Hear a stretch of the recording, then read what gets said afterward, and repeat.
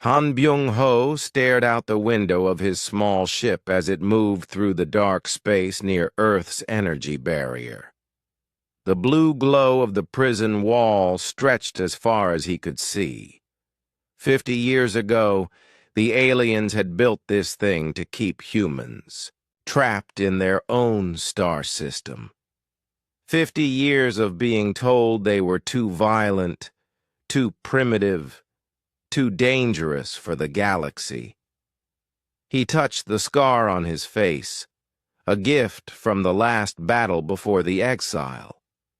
Back then, he had been Captain Han of the Federation Navy, fighting alongside alien crews against pirates and raiders. Now he was just another smuggler, moving supplies and messages between the hidden bases that most people didn't know existed. The communication device on his ship crackled to life. "This is Control. Han Byung-ho, do you copy?" "I copy Control." Han pressed the reply button. "What do you need?" "We have a package pickup on Station 7. Dr. Yoon Mi-young is waiting." Han smiled slightly. Mi-young was one of the smartest people he knew. If she needed something moved, it was probably important. On my way. Station 7 was hidden inside an old asteroid that had been hollowed out decades ago. From the outside, it looked like any other rock floating in space. Inside, it was home to 300 humans working on projects the Federation thought impossible. Han docked his ship and walked through the metal corridors. The air smelled of machine oil and recycled oxygen. People nodded at him as he passed. Everyone here knew everyone else. They had to trust each other completely. Dr. Yoon Mi-young was waiting in the main lab, looking tired but excited. Her dark hair was pulled back, and her clothes were wrinkled from working too long without rest.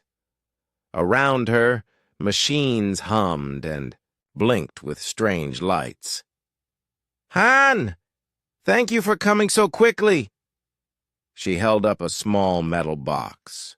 "This needs to get to the research station on the other side of the system." "What is it?" Mi-young glanced around, making sure no one else was listening. "A breakthrough. We've been working on understanding the barrier technology for 30 years. This contains the first successful test results." Han felt his heart beat faster.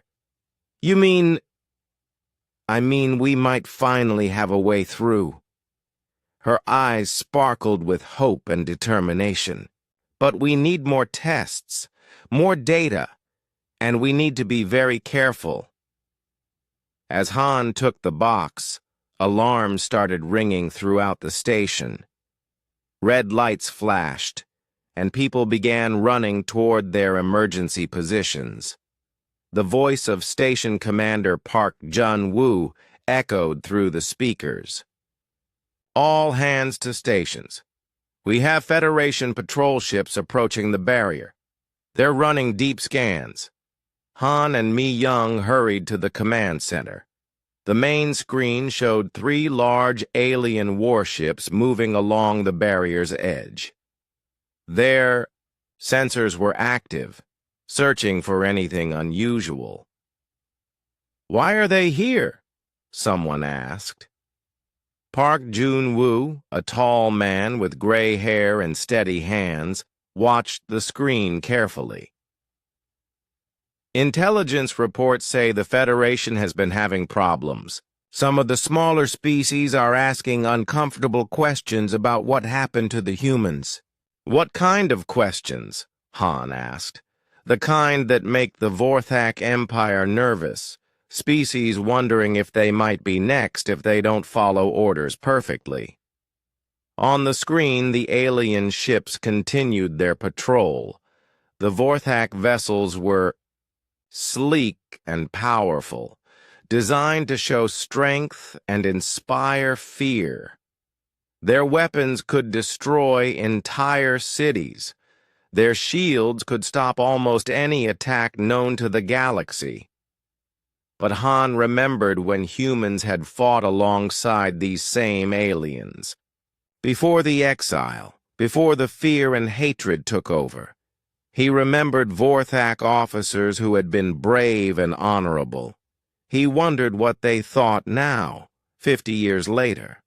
They can't detect us through the asteroid shielding, Park Jun-woo said quietly. But we need to be ready to evacuate if something goes wrong. Young Lee Taemin, barely 25 years old, stepped forward. He had grown up during the exile, never seeing the galaxy beyond the barrier, but his eyes burned with the same fire that had driven humans to reach for the stars in the first place. Commander, my team has been monitoring Federation communications. They're not just patrolling, they're celebrating. Celebrating what? The 50th anniversary of what they call the pacification of the human threat. Taemin's voice was calm, but Han could hear the anger underneath. Tomorrow they're holding a ceremony. Representatives from every member species will gather to commemorate the day they locked us away. The command center fell silent. Everyone stared at the screen, watching the alien ships that had once been their allies, now their jailers. Dr. Yoon Mi-young spoke first. Let them celebrate. Every day they think we're helpless is another day we use to grow stronger. Han looked at the small box in his hands. Inside it was technology that the Federation believed impossible. Around him, humans worked on projects that would have amazed the greatest alien scientists. Above them, the barrier that was supposed to be their prison had become their shield, protecting them while they developed capabilities their former allies couldn't imagine. The Federation thought they had solved their human problem 50 years ago. They had taken away the colonies that humans had built with their own hands and blood. They had destroyed the ships that humans had designed and crewed. They had forced humanity back to a single star system and told the galaxy that humans were too dangerous to be allowed among civilized species. But humans had not stopped being human. They had not accepted defeat. In the darkness of their exile, they had worked and planned and grown. The Federation had given them something precious without realizing it: time and motivation. Park Jun-woo turned to Han. Get that package to the research station. Tell them we need results fast. Why the hurry? The commander smiled, but it was not a pleasant expression. Because I think our exile is almost over, and when it ends, the galaxy is going to be very surprised by what we've become. Han nodded and headed back to his ship. As he prepared for departure, he thought about the Federation's celebration tomorrow. They would toast their victory over the dangerous humans. They would congratulate themselves on 50 years of peace and prosperity. They had no idea that their peace was about to end, and their prosperity was about to become humanity's inheritance. The barrier glowed blue in the darkness, holding Earth's children prisoner. But prisons worked both ways. Sometimes they kept the dangerous things in, sometimes they kept the frightened things out. Soon, the Federation would learn the difference. 20 years had passed since Han Byung-ho delivered that first breakthrough to the research station. Now he stood in a place that officially didn't exist, watching Captain Kim So-ra prepare for a mission that was supposed to be impossible. The Hidden shipyard floated in the shadow of Earth's moon, invisible to both Federation sensors and most human detection systems. Inside its massive construction bays, ships unlike anything the galaxy had ever seen were taking shape. "The new stealth coating is ready for testing," Engineer Park Jun-woo said, running his hand along the hull of So-Ra's ship. The metal seemed to shift and flow under his touch, changing color to match whatever was behind it. "This should make you completely invisible to their sensors." Kim So-Ra nodded, checking her equipment one final time. She was small and quick, with sharp eyes that missed nothing. Her ship, the Silent Wind, was built for one purpose: to slip through the barrier and make contact with humanity's secret allies. "Remember," Han said, "the Kethrin delegation will be waiting at the coordinates we discussed. They're risking everything by meeting with us." So-Ra smiled grimly. "The Kethrins aren't the only ones taking risks. If the Federation catches me outside the barrier—" "They won't catch you," Park Jun-woo said confidently. "This technology is 30 years ahead of anything they have." As So-Ra's ship prepared to launch, Han thought about how much had changed since those early days. The barrier that had once seemed impossible to cross was now crossed regularly by human ships the Federation couldn't detect. But these missions weren't about escape. They were about building something bigger. Diplomat Choi Hee-jin approached them, carrying a sealed message container. She had spent the last decade learning alien languages and customs, preparing for the day when humanity would need to speak to the galaxy again.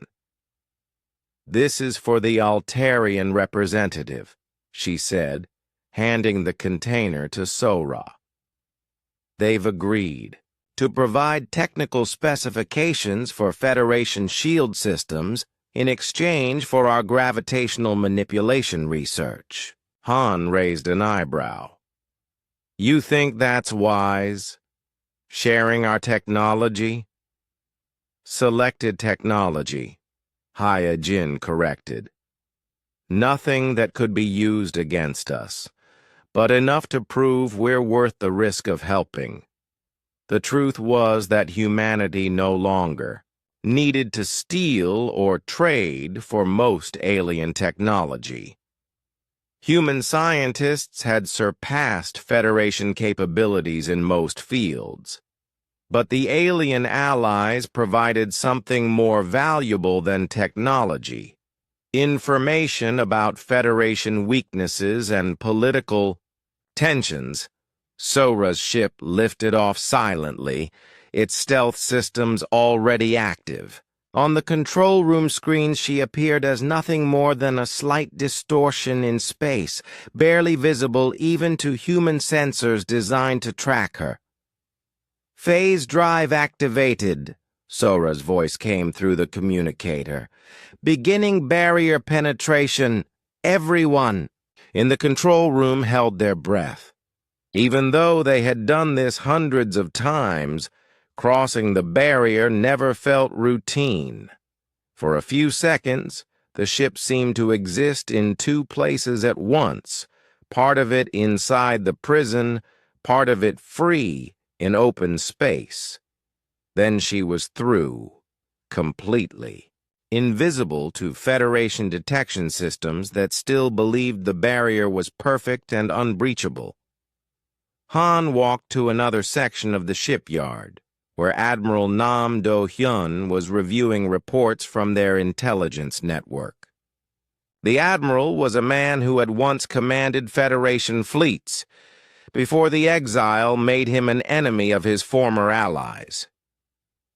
"What's the situation out there?" Han asked. Nam Do-hyun looked up from his data pad, his expression troubled. "Getting more complicated every month. The Federation is having internal problems." 3 more species have filed formal complaints about Vorthak Empire policies. What kind of complaints?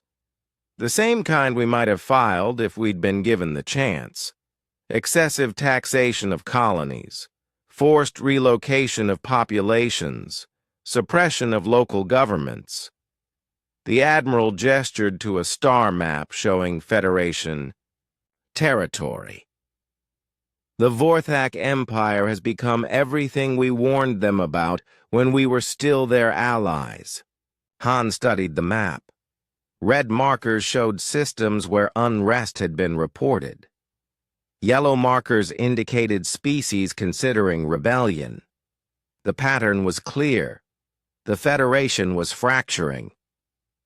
They're afraid, Nam Do-hyun continued. Afraid of losing control. And fear makes them more brutal, which creates more rebels, which makes them more afraid. It's a cycle they can't break. What about our allies? Growing stronger and more organized. The Kethrans have convinced 6 other species to share intelligence with us. The Altarians are providing resources for our research projects, even some. Individual Federation officers are starting to question their orders. A soft alarm chimed, indicating an incoming message from one of their deep space monitoring stations. Nam Do-hyun activated the communication system. "This is Station Echo 9, a voice reported. "We're picking up massive Federation fleet movements in the Outer Rim sectors. Looks like they're mobilizing for a major operation." Any idea what kind of operation? Intelligence suggests they're planning to make an example of the Kethran home system. Full occupation, replacement of local government with direct Vorthak rule. Han felt anger rise in his chest. The Kethrans had been among humanity's closest allies before the exile. They were a peaceful species who valued art and philosophy over conquest. The idea of Vorthak jackboots crushing their culture was intolerable. "How long do we have?" Nam Do-hyun asked. "Federation fleet will reach Kethran space in 18 days. The Admiral looked at Han, and both men understood what this meant. For 20 years, humanity had been building toward this moment. They had developed technology the Federation couldn't match. They had cultivated allies throughout the galaxy. They had prepared for the day when they would need to act. That day had arrived. "Send recall signals to all our deep space assets," Nam Do-hyun ordered. "I want every ship, every agent, every piece of equipment back here within 2 weeks. Sir, that will expose our entire operation." "Good. It's time for exposure." The Admiral turned to Han. "Get word to our allies. Tell them the waiting is over." As alarms began sounding throughout the shipyard, Han felt a mixture of excitement and fear. For 50 years, the Federation had believed their human problem was solved. They had convinced themselves that the barrier made them safe from human vengeance. They were about to learn how wrong they were. Colonel Shin Ye-jin entered the control room, her uniform bearing the insignia of Earth's new Space Defense Force. Behind her came teams of technicians and analysts, all moving with the purposeful efficiency of people who had trained for this moment their entire lives. "Admiral, all stealth reconnaissance units are requesting permission to begin final positioning." "Granted. Put them wherever they need to be to monitor Federation fleet movements." Han watched the activity around him and marveled at how far they had come. 50 years ago, humans had been scattered, defeated, and hopeless. Now they commanded technology that made them invisible to their enemies, built ships that could cross barriers thought to be absolute, and maintained a network of allies throughout the galaxy. The Federation had thought they were casting out a primitive, violent species. Instead, they had created something far more dangerous. A highly advanced civilization with 50 years of grievances and the power to do something about them. Soon, Kim Sora would return with confirmation from their allies. Soon the Federation would move against the Kethrans, and soon humanity would step out of the shadows and remind the galaxy what humans could do when they set their minds to it. The barrier still glowed blue around Earth, a constant reminder of their imprisonment. But Han no longer saw it as a prison wall. Now it looked like the door to a cage, and the most dangerous predators in the galaxy were about to step outside. Dr. Yoon Mi-young stood before the massive quantum resonance chamber, watching as energy patterns danced across its crystalline walls. 30 years of research had led to this moment. Around her, the finest human scientists waited in silence as the final calculations completed. Initiating phase transition in 3, 2, 1. The chamber filled with light that seemed to exist in several dimensions at once. For a heartbeat, the solid metal walls became transparent, revealing the complex mathematical structures that held reality together. Then the light faded, and where once there had been an impenetrable barrier, now there was simply empty space. Phase transition successful, announced scientist Kang Min-ho, his voice filled with awe even though he had witnessed this process dozens of times before. The barrier's quantum signature has been completely bypassed. Admiral Nam Do-hyun, now promoted to Supreme Commander of Earth's Defense Forces, watched from the observation deck. Beside him stood the woman who had made this breakthrough possible through decades of relentless work. "Congratulations, Doctor," he said to Mi-young. "You've just made the impossible routine." Mi-young smiled tiredly. The Federation always assumed the barrier worked by blocking matter and energy. They never considered that we might learn to phase matter through different dimensional layers entirely. The barrier had not been destroyed or damaged. It still glowed blue around Earth's solar system, still registered as completely intact on Federation monitoring systems. But it was no longer a prison. Human ships could now pass through it as easily as walking through a hologram. More importantly, the same technology that allowed them to bypass the barrier had dozens of other applications. Ships that could phase through asteroid fields, weapons that ignored conventional shields, buildings that could exist partially outside normal space, making them impossible to detect or attack. "Has the Federation noticed anything?" asked Colonel Shin Ye-jin, reviewing sensor reports from their monitoring stations. "Nothing," replied Communications Officer Bae Soo-jin. "Their sensors still show the barrier at full strength. As far as they know, we're still trapped inside our own solar system." Nam. Do-hyun nodded with satisfaction. "Excellent.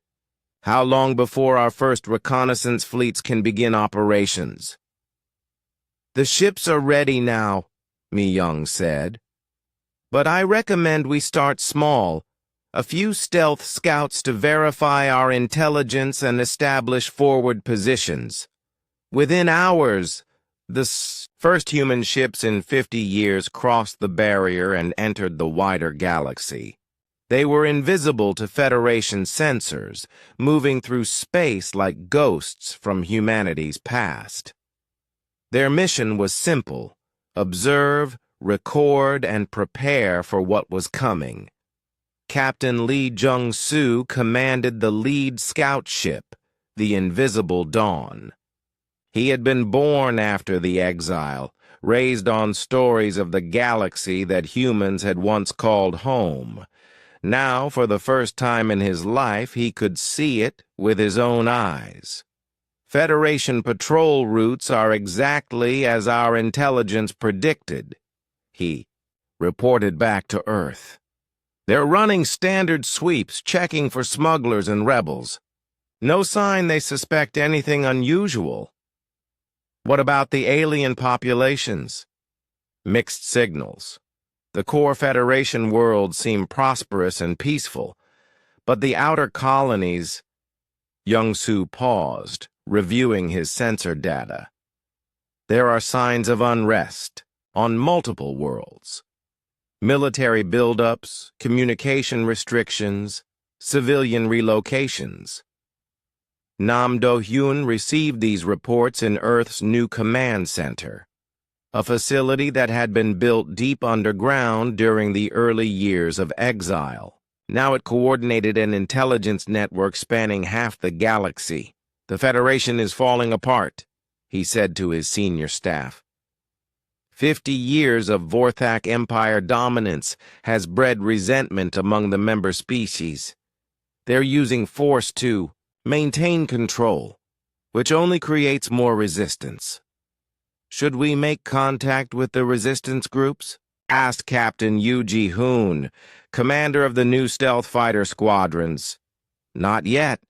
Let's see how the current crisis develops. The current crisis was the Federation's planned assault on the Kethrin home system. Intelligence reports indicated that the Vorthak Empire intended to make the Kethrins an example for any other species considering rebellion. A massive fleet was already moving into position, but the Kethrins were not defenseless.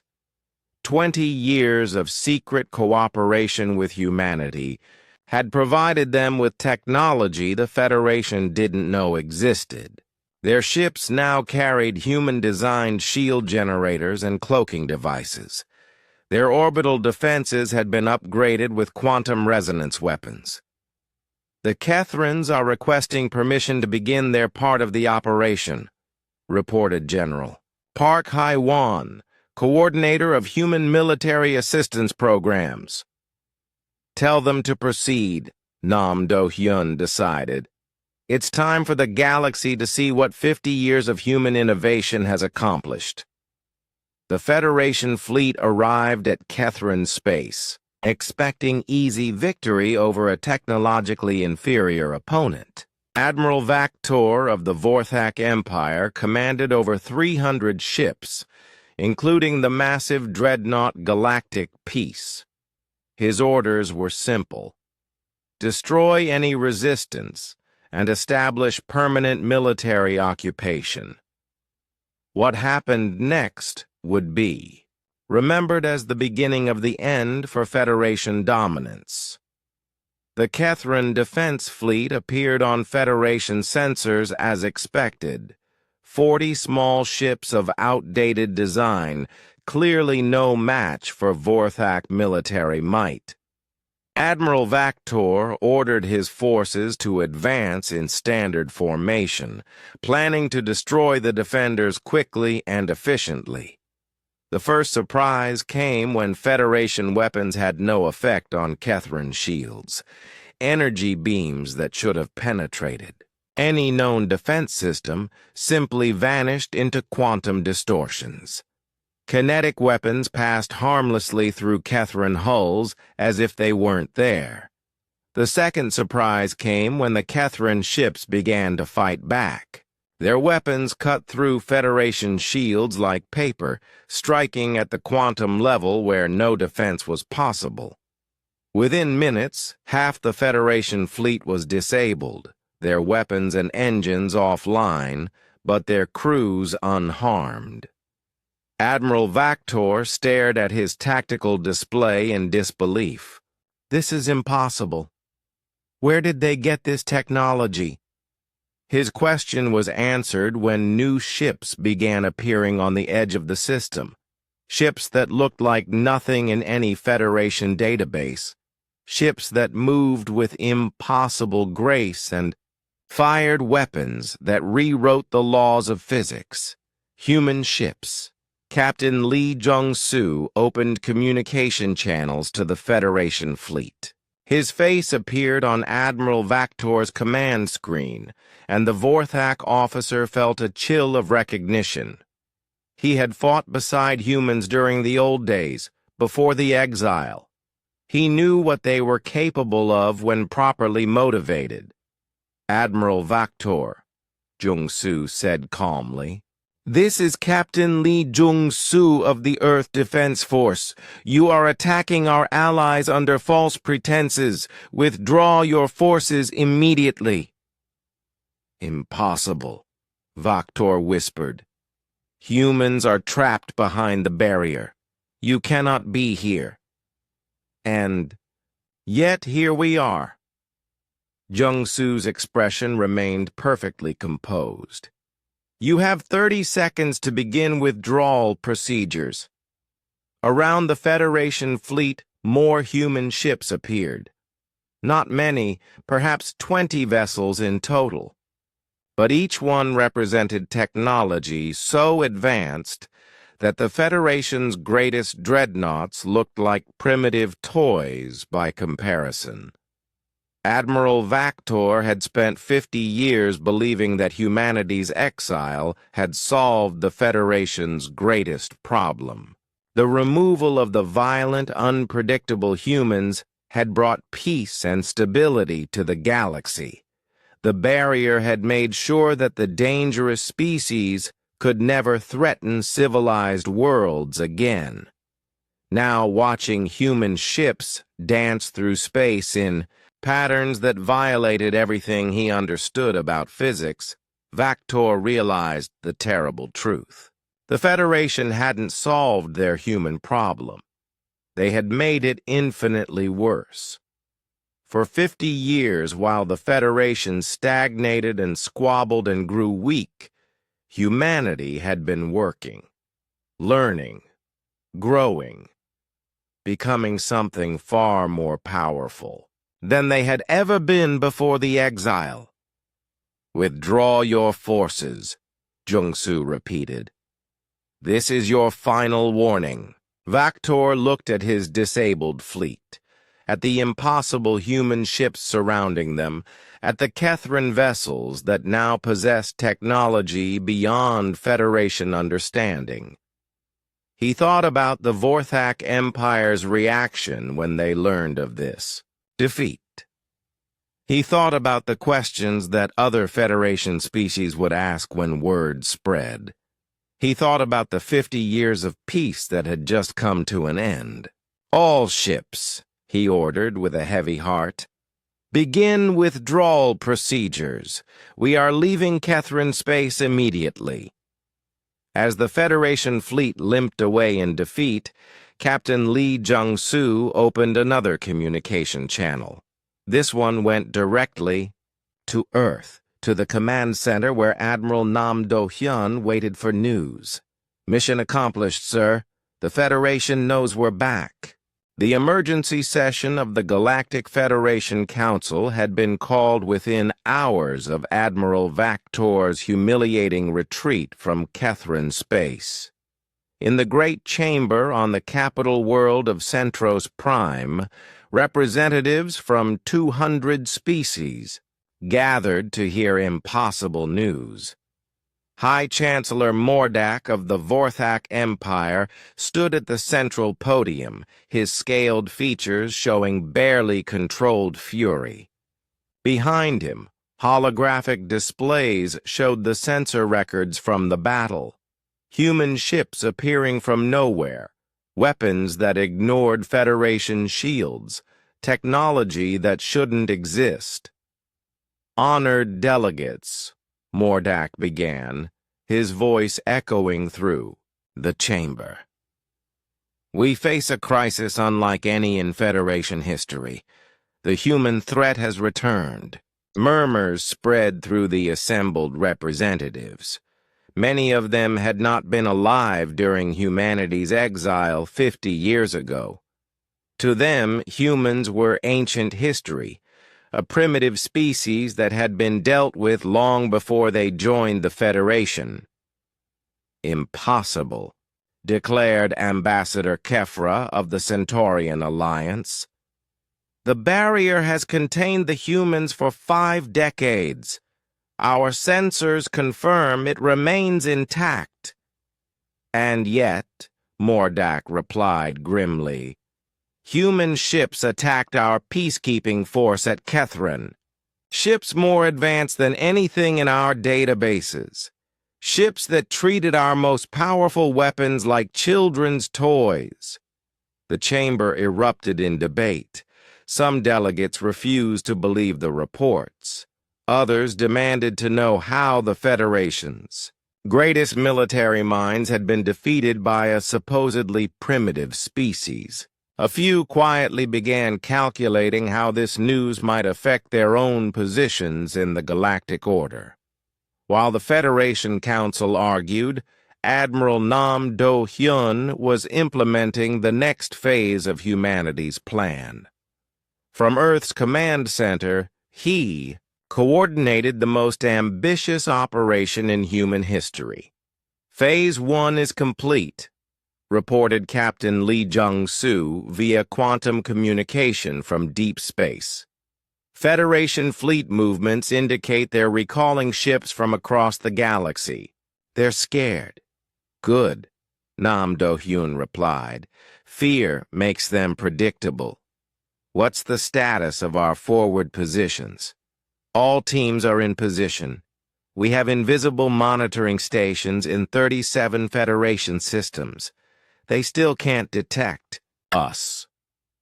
Commander Bae Soo-jin, now serving as Earth's chief diplomatic officer, approached with a formal document sealed in traditional human style.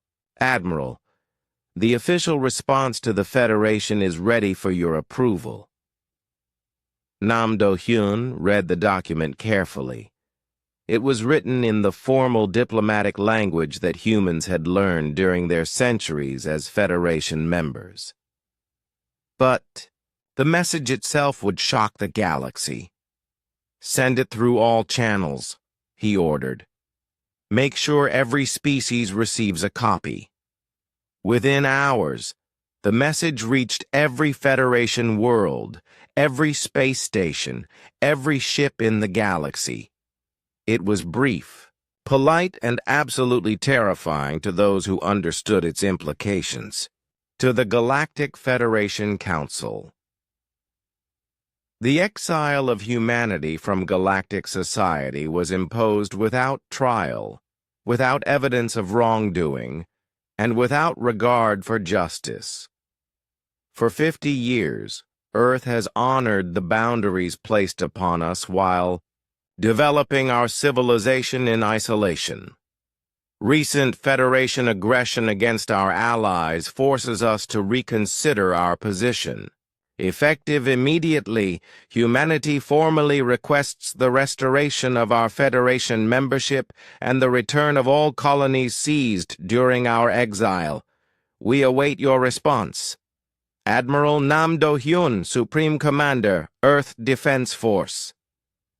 The reaction was immediate and explosive. Federation military forces went to maximum alert. Emergency fleets were dispatched to reinforce the barrier around Earth.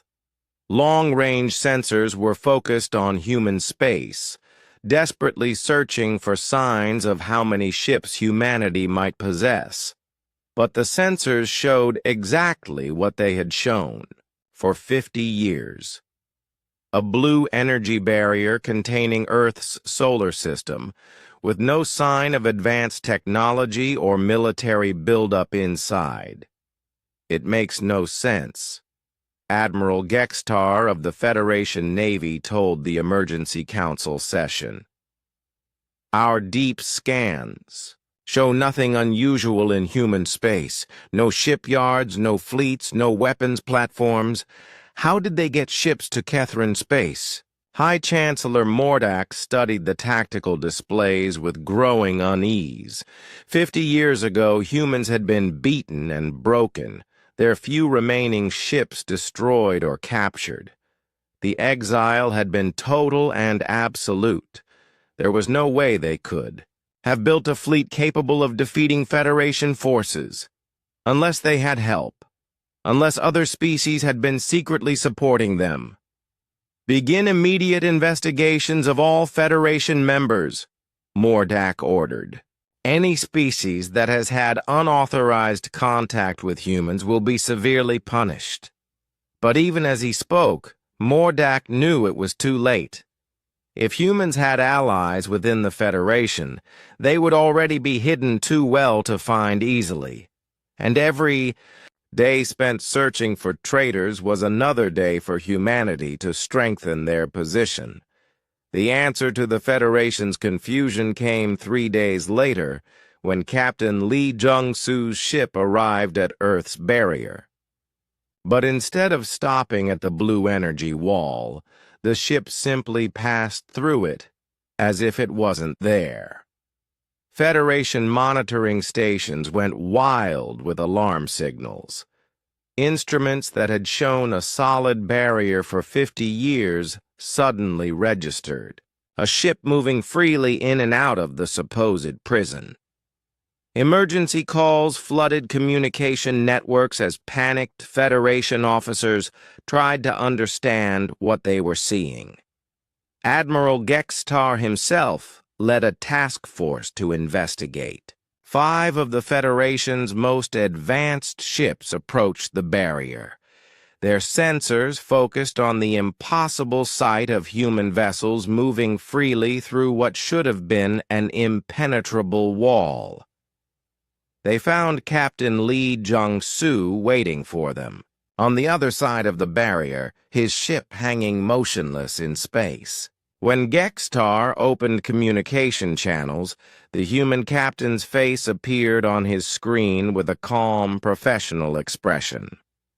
Admiral Gextar, Jung-soo said politely. I am Captain Lee Jung-soo of the Earth Defense Force. I believe you have questions about recent events. How are you outside the barrier? Gextar demanded. Our sensors show it's still active.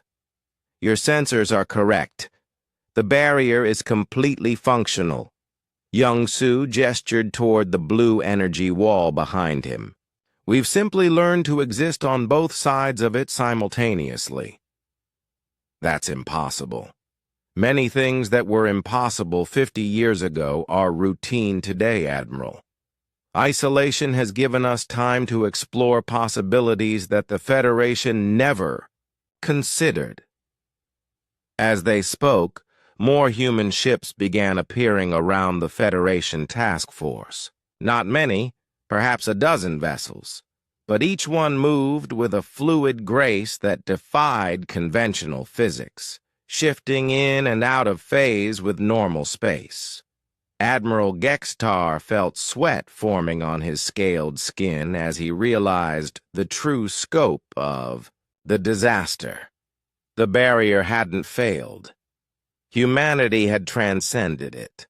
While the Federation spent 50 years believing their human problem was solved, humans had developed technology that made their imprisonment meaningless. What do you want? Gextar asked quietly.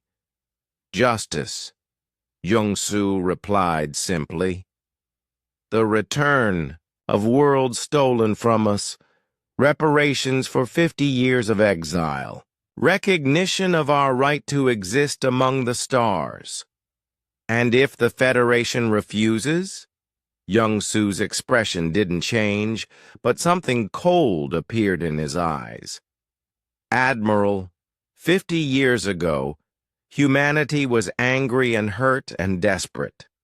We fought because we had to, not because we wanted to. Today, we are none of those things. We are calm, patient, and infinitely more capable than we were before our exile. One of Yongsu's ships briefly phased into a higher dimensional state, becoming translucent for a few seconds before returning to normal. The demonstration was subtle but clear. Human technology could now operate beyond the three-dimensional space that confined Federation vessels. The choice is yours, Admiral. Will the Federation choose justice and peace, or will you force us to choose for you? Admiral Gextar looked at his instruments, at the human ships that flickered in and out of detectability, at the barrier that was no longer a barrier. He thought about the reports from Kethran's space, about weapons that ignored shields and ships that moved through solid matter. He thought about the Federation fleet that had just been humiliated by a supposedly trapped species. "I will convey your message to the Council," he said finally. "Thank you, Admiral. We await their response." As Gextar's task force returned to Federation space, Jung-Soo opened a private channel to Earth. Admiral Nam Do-hyun appeared on the screen, surrounded by the command staff that had planned this moment for decades. "How did they react?" Nam Do-hyun asked. "Exactly as predicted. They're terrified and trying not to show it." "Good. Phase 2 can begin. It's time to remind the galaxy what humans are really capable of." Behind Jung-Soo, Earth hung in space like a blue jewel, surrounded by the barrier that had once been humanity's prison and was now their launching point for reconquest. The species that had been cast out of galactic civilization was about to take it back, and the galaxy was about to remember why they had been afraid of humans in the first place. The Federation's answer came in the form of the largest military fleet ever assembled in galactic history. Over 8,000 ships from 47 different species converged on the edge of human space, their combined firepower enough to crack planets and boil away atmospheres. High Chancellor Mordak stood on the bridge of the super dreadnought Eternal Victory, watching his armada take formation. Around him, the greatest military minds of the Federation planned what they believed would be the final solution to the human problem. "All fleet commanders report ready," announced Admiral Gextar, his earlier encounter with Captain Jung-Soo, having convinced him that overwhelming force was the only answer. Total ship count: 8,437 vessels. Combined firepower equivalent to 700 standard planetary bombardment units. Mordak nodded with satisfaction. The humans showed impressive technology at Kethran, but they deployed fewer than 20 ships. Even if they have 10 times that number hidden somewhere, they cannot stand against this force. "What about their phase technology?" asked Admiral Vactor, still smarting from his defeat. "Our weapons had no effect on their shields." "Our scientists have analyzed the sensor data," Mordak replied confidently. "Their ships operate by shifting between dimensional phases. But matter in phase transition is vulnerable to quantum disruption fields. We've equipped every ship with the necessary modifications." The plan was simple and brutal. The Federation fleet would surround Earth's solar system and deploy quantum disruption fields that would prevent human ships from phasing through normal space.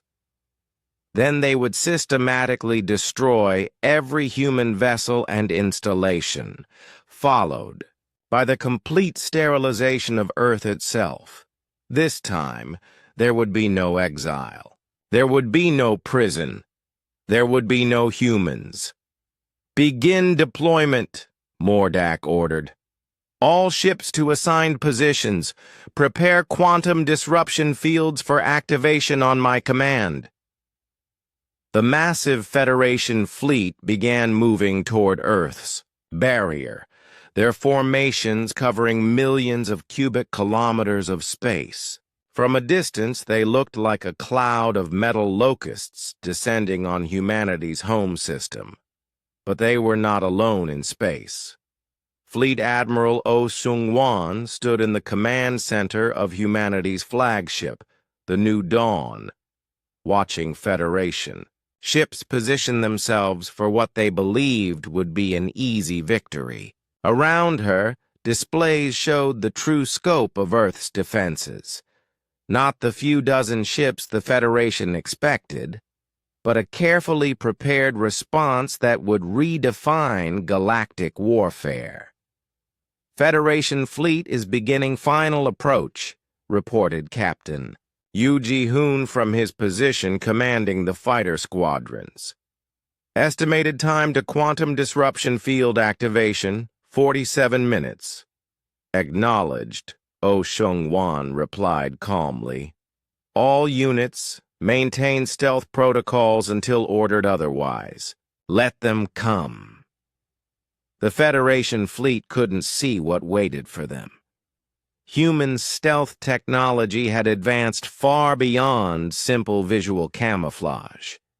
Their ships existed in a quantum state that made them invisible to every known form of detection, from electromagnetic sensors to gravitational field monitors.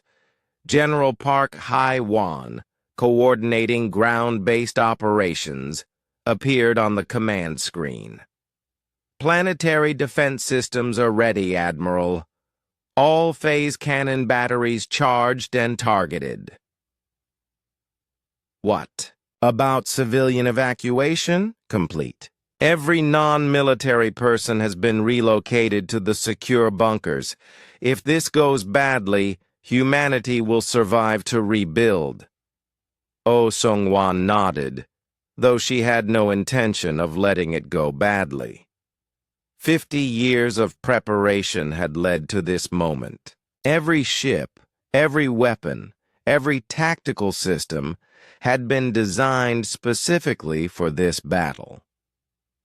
The Federation was about to learn what happened when you gave the most innovative species in the galaxy 50 years to prepare for war. "Enemy fleet has reached optimal position," reported the tactical officer. "Quantum disruption fields powering up across their entire formation." "Perfect," Oh Seung-wan said. "They've just trapped themselves. Begin Phase 1. The first indication the Federation had that something was wrong came when their quantum disruption fields activated and immediately began draining power from their own ships. The energy fields that were supposed to prevent human phase technology instead created resonance patterns that human ships could exploit. "What's happening?" Mordak demanded, as warning lights flashed across his bridge. "Why are our power levels dropping?" "The quantum fields are being redirected somehow," his science officer reported in panic. "The energy is flowing away from our ships into somewhere else." The answer became clear seconds later when space around the Federation fleet began to shimmer with new arrivals. Not 20 human ships, not 200, but over 3,000 vessels materialized out of what had appeared to be empty space. They had been there all along, hidden in the quantum distortions created by the Federation's own disruption fields, feeding off the energy their enemies had provided for them, Admiral Gextar stared at his tactical display in horror. Impossible. Our sensors showed nothing. How many ships do they have? His question was answered as more human vessels continued to appear, materializing from folded space and dimensional pockets and probability shadows.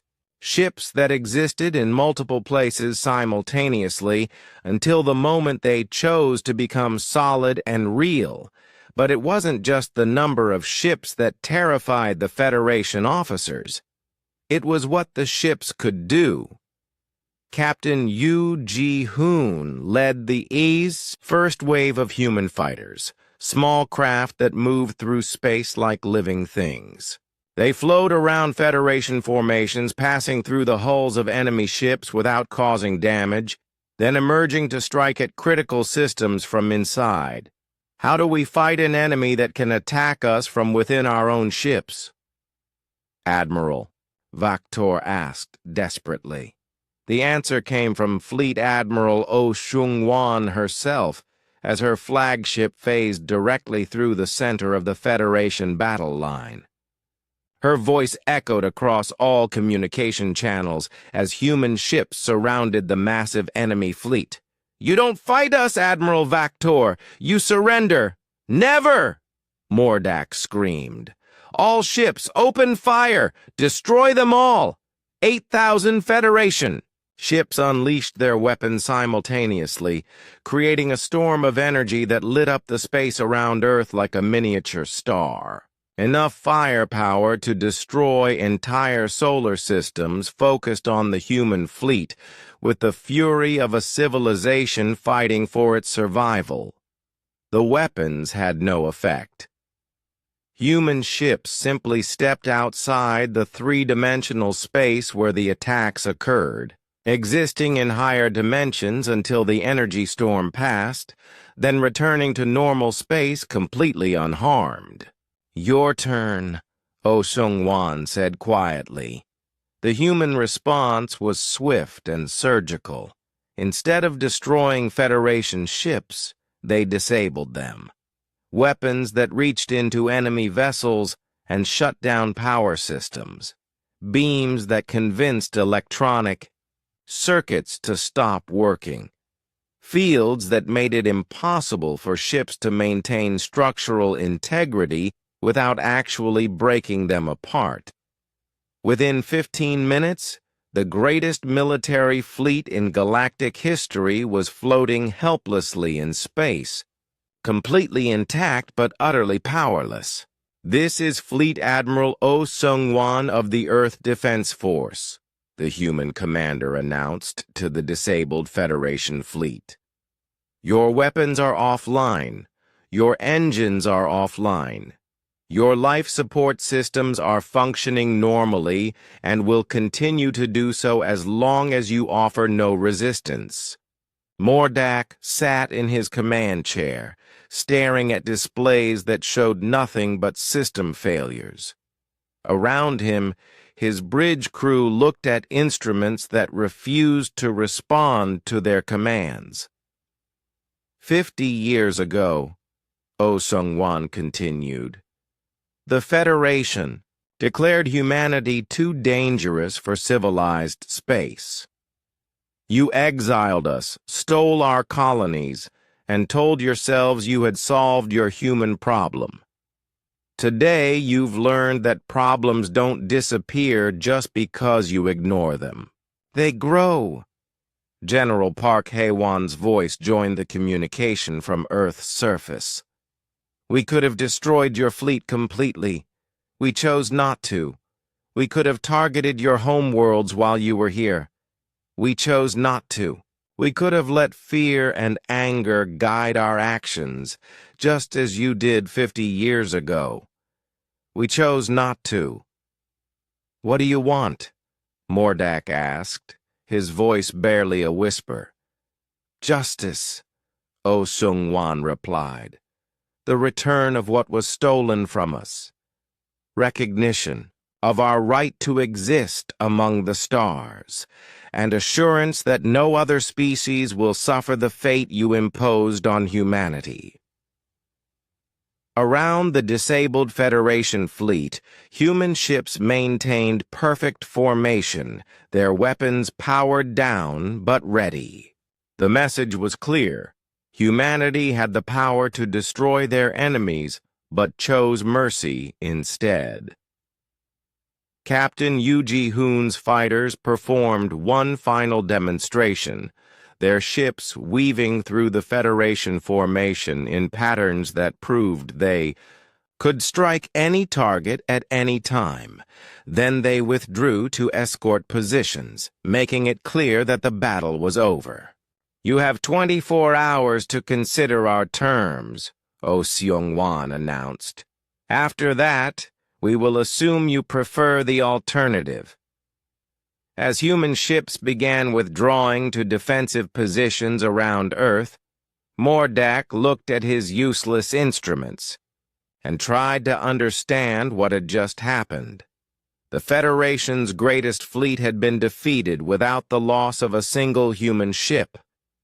8,000 vessels had been neutralized by an enemy that fought with precision and restraint that no Federation commander could have imagined. The Great Assembly Hall on Centros Prime had never witnessed anything like this before.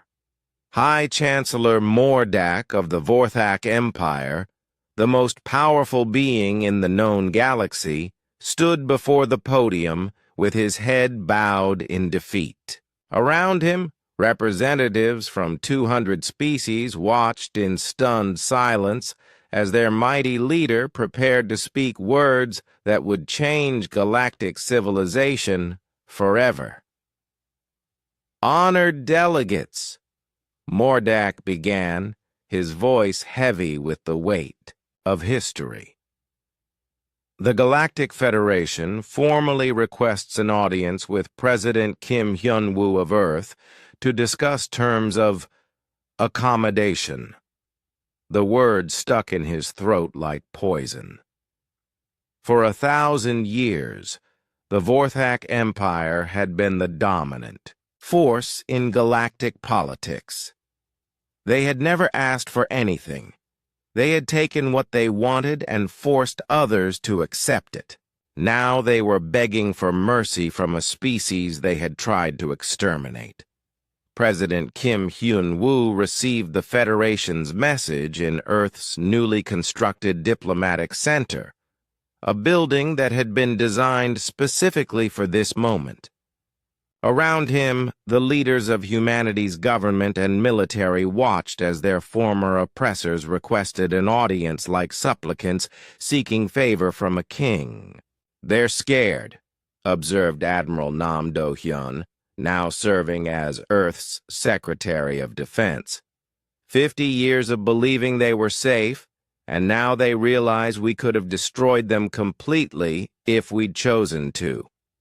Ambassador Jung So-young, Earth's new Secretary of External Affairs, studied the formal diplomatic language of the Federation's request. "They're trying to maintain some dignity, but the subtext is clear. They're surrendering without actually using the word." President Kim Hyun-woo was a woman who had grown up during the exile, raised on stories of the galaxy that humans had once called home. She had spent her entire life preparing for this moment, studying galactic law and alien cultures, learning how to speak to a civilization that had cast her species out of their society. Set up the meeting, she decided, but not on Centros Prime. If they want to talk to us, they can come to Earth. The symbolism was unmistakable and intentional. For 50 years, Earth had been forbidden territory, surrounded by a barrier that kept humans imprisoned in their own solar system.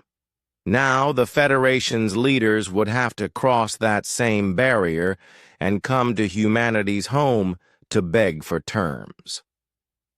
The delegation that arrived at Earth 3 days later was the most powerful group ever assembled in galactic history.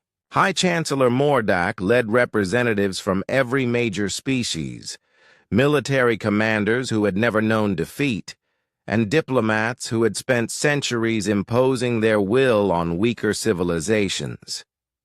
They came in a single unarmed ship, escorted by human vessels that demonstrated their technological superiority with every movement. Director Lee Sang-min, coordinating Earth's security arrangements, ensured that the aliens saw exactly what 50 years of human innovation had accomplished. The Federation delegation was met at Earth's orbital station by Admiral Cha Min-ji, the woman who now commanded humanity's peacekeeping forces. She was polite but firm, making it clear that the visitors were guests whose safety was guaranteed but whose freedom was limited. President Kim Hyun-woo will receive you in 1 hour, Admiral Cha informed them. You will be transported to the surface under escort. Any attempt to deviate from approved protocols will result in immediate detention. High Chancellor Mordak, who had once commanded fleets that could destroy worlds, nodded meekly and followed human guards to the transport ship. The meeting took place in a conference room overlooking the Pacific Ocean, with Earth's blue skies and white clouds visible through massive windows. The Federation delegates were seated at a simple table, facing President Kim Hyun-woo and her advisors. The contrast was deliberate. The aliens who had once ruled the galaxy now sat as petitioners before the species they had exiled. High Chancellor Mordak, President Kim began formally. You requested this meeting to discuss terms. Please state your position. Mordak looked around the room, seeing technology that outclassed anything the Federation possessed. Humans who spoke with the confidence of a species that had transcended their former limitations, and through the windows, a world that should have been broken by 50 years of isolation, but instead thrived with unprecedented prosperity. President Kim, he said carefully, the Federation acknowledges that mistakes were made 50 years ago. The exile of humanity was based on incomplete information about your species' capabilities and intentions. Incomplete information? Ambassador Jung So-young asked with dangerous calm. You declared us too violent and primitive for civilized space. You destroyed our ships, stole our colonies, and imprisoned us behind an energy barrier. Which part of that was based on incomplete information? Mordak felt sweat forming on his scaled skin. Around the table, other Federation delegates shifted, uncomfortably as they faced the consequences of their civilization's greatest mistake. The Federation was overly concerned about maintaining stability, he admitted. Your species' rapid expansion and technological development was seen as a potential threat to galactic peace. So you decided to eliminate the threat by eliminating us, President Kim said. And now, 50 years later, you're here asking for our forgiveness because you've discovered that we're stronger than you ever imagined. We're here to negotiate a new relationship between our civilizations, Mordak said desperately. The Federation recognizes Earth's right to exist as an independent power. We're prepared to discuss territorial adjustments and compensation for past grievances. Director Lee Sang-min laughed softly. territorial adjustments. High Chancellor, we could take back every colony you stole from us tomorrow if we wanted to. Your fleets can't stop us. Your defenses can't detect us. Your weapons can't harm us. Why would we need to negotiate for what we can simply reclaim? The question hung in the air like a sword above the Federation delegates' heads. They all knew the answer. Humanity was showing restraint that their own civilization had never possessed. President Kim Hyun-woo leaned forward, her expression serious but not unkind. High Chancellor, let me be clear about our position. We're not interested in ruling the galaxy. We're not interested in conquering worlds or enslaving species. We learned something during our exile that your civilization never understood. True strength comes from protecting others, not dominating them. What do you want from us? Admiral Vactor asked quietly. Justice, Admiral Cha Min-ji replied. The return of every human colony seized during the exile. Full reparations for 50 years of imprisonment, and most importantly, guarantees that no other species will ever suffer the fate you imposed on humanity. You want us to restructure the entire Federation, Mordak said, beginning to understand the scope of humanity's demands. We want you to become what you always claimed to be, President Kim corrected. A true federation of equals, where decisions are made by consensus rather than force, where weaker species are protected rather than exploited, where diversity is celebrated rather than feared. Ambassador Jung So-young placed a document on the table. These are our terms: full restoration of human rights and territories, establishment of a new Federation Council with equal representation for all species, creation of a peacekeeping force under joint command to prevent future aggression, and a formal apology for the exile to be broadcast to every world in Federation space. High Chancellor Mordak read the document with growing amazement. These terms were far more generous than anything the Federation would have offered to a defeated enemy. Humanity was demanding justice, not revenge. They wanted to transform galactic civilization, not destroy it. If we refuse, he asked, though he already knew the answer. Then we'll implement these changes ourselves, Admiral Che said simply. With or without Federation cooperation, the difference is whether you participate in building the new order or watch from the sidelines as it replaces the old one.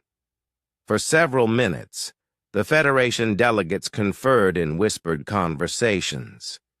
They calculated military strengths, considered political alternatives, and tried to find some way to maintain their dominance. But every analysis led to the same conclusion. Humanity held all the advantages. We need time to consider these terms, Mordak said finally. You have 48 hours, President Kim replied. After that, we begin implementing changes unilaterally. As the Federation delegation prepared to leave, High Chancellor Mordak paused at the conference room's window, looking out at Earth's peaceful skies.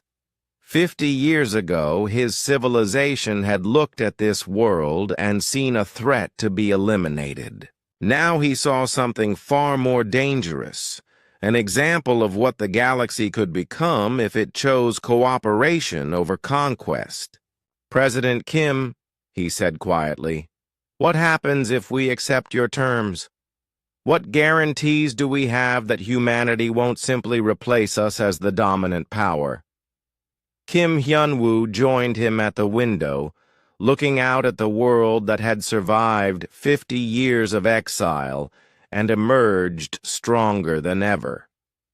High Chancellor, we've already proven that we could dominate the galaxy if we wanted to.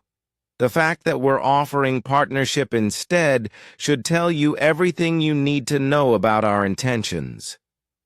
3 days later, High Chancellor Mordak stood before the Galactic Federation Council and spoke words that would echo through history.